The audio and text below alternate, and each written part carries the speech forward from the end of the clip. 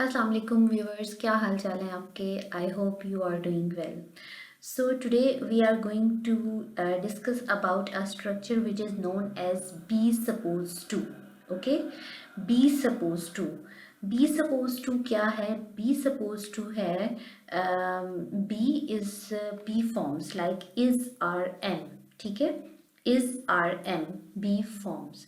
और supposed to जो है supposed to एक कंप्लीट स्ट्रक्चर है.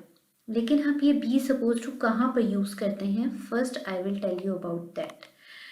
B suppose to is use for pre planned actions. वो एक्शंस जो प्री प्लान्ड होते हैं, ठीक है, या फिर ऐसे इवेंट्स और things which are already arranged और scheduled. Okay, so we use be suppose to for those actions, right? And be supposed to is also used for the things which are allowed to somebody. Okay, उन चीज़ों के लिए जो कि किसी को allow होती हैं करने के लिए. इसके अलावा बी सपोज टू हम कहाँ पर यूज़ करते हैं? टू से व्हाट समवन शुड डू.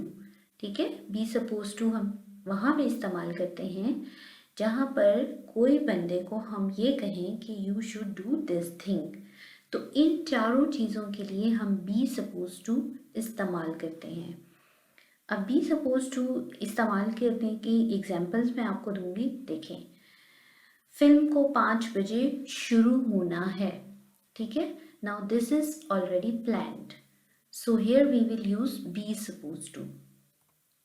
सदर को आज आना है. This event is already planned और this event is already on schedule, right? Meeting 2 बजे शुरू होनी है. Now this meeting is already decided, so here we will use be supposed to. Okay, now we will make English examples. Film is supposed to start at 5 o'clock. Now this is the structure जो कि हम यहाँ पर use करेंगे और is be forms. Okay, is are am. अगर तो plural होगा तो are यूज करेंगे, I के साथ am यूज होगा और सिंगुलर के साथ is यूज होगा. ठीक है, और इसकी उर्दू आइडेंटिफिकेशन क्या होगी? ना है, नी है. जब भी उर्दू सेंटेंसेस के आखिर में ना है, नी है या ने है आएगा तो हम बी सपोज टू यूज करेंगे. Film is suppose to start at 5 o'clock.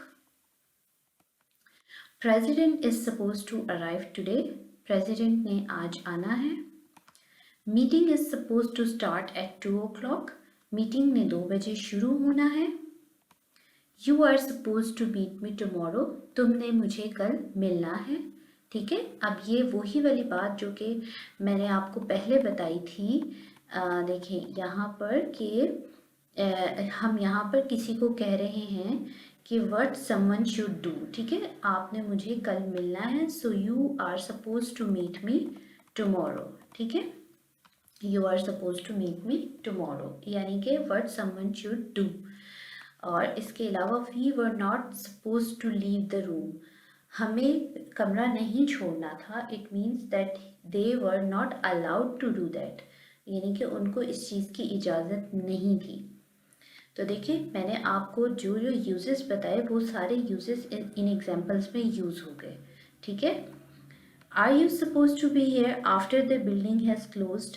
क्या आपको इस बिल्डिंग के क्लोज होने के बाद भी यहाँ पर होना है? ठीक है, it means that that person is advise to do to stay in the building after it gets closed, so he still needs to stay in the building. So somebody is asking from him that are you supposed to be here after the building has closed. क्या आपको building के close होने के बाद भी यहाँ पर होना है? ठीक है, तो इस तरह हम यूज करते हैं suppose to. One thing more I would like to add over here that suppose can be omitted from the sentences and you can just use be form with to, like film is to start at 5 o'clock, president is to arrive today, meeting is to start at 2 o'clock, you are to meet me tomorrow, we were not to leave the room, or are you to be here after the building has closed. So here suppose can be omitted so meanings will remain same. ठीक है, ये हो गया. अब आपके पास मैं मज़ीद कुछ एग्जांपल्स दे दूंगी. You are suppose to listen to your parents, that is कि व्हाट समवन शुड डू. ठीक है, कि आपको अपने पेरेंट्स को सुनना चाहिए या आपको अपने पेरेंट्स को सुनना है. ठीक है, यहाँ पर सपोज टू हम जब हम कोई चीज़ किसी पे इम्प्लीमेंट या भी कर रहे होते हैं तब भी हम सपोज टू यूज़ करेंगे. और I am suppose to clean my room before I go outside. मुझे अपना रूम क्लीन करना है अपने बाहर जाने से पहले. इसका मतलब है कि आपको उस बंदे को किसी ने एडवाइस की हुई है कि उसने ये काम करना है. So he's saying that I am supposed to clean my room before I go outside. Okay, and what are we supposed to do in a situation like this? हमें इस तरह की situation में क्या करना है. ठीक है, और what are we to do in a situation like this, यहाँ पर आप suppose omit भी कर सकते हैं as I have already told you. और उर्दू आइडेंटिफिकेशन मैंने आपको बता दी, इसकी ना है, नी है एंड ने है. तो यहाँ पर इस तरीके से हम यूज़ करते हैं अपना be suppose to. I hope ये आपको बहुत अच्छा क्लियर हो गया है.